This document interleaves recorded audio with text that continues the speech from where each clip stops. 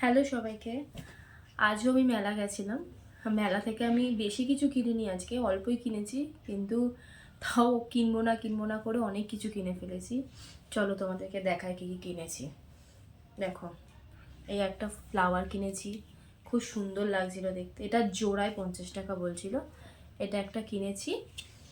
আর এই দেখো, দুটো কানের কিনেছি। এই যে এই একটা আর এই একটা, এই যে দুটো কানের কিনেছি। একটা বোতলের সেট কিনেছি, ঘরের জলের বোতলের জন্য কিনেছি একটা বোতলের সেট।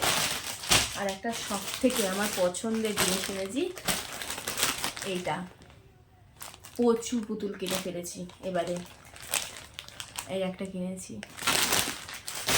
কেমন লাগলো ভিডিওটা সবাই জানিও।